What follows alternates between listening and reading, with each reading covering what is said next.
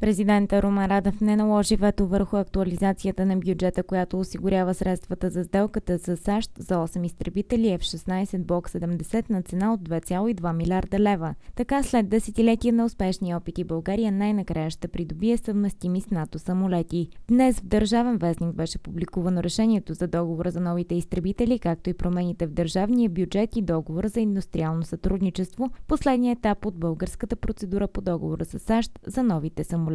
Договорът беше ратифициран от Народното събрание миналата седмица в петък, след като депутатите преодоляха ветото на президента Радев. Държавният глава разкритикува факта, че ратификацията е минала бързо на 2 четения в един ден, без да има по-задълбочен дебат. Спомена още, че се поемат задължения, свързани с скрити и неясни разходи. България ще купи 8 изтребителя.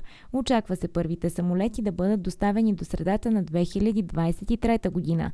Стойността на проекта е 2,2 милиарда лева, като за това държавата емитира и държавен дълг, за да може да допълни сумата от вече гласуваните 1,8 милиарда лева.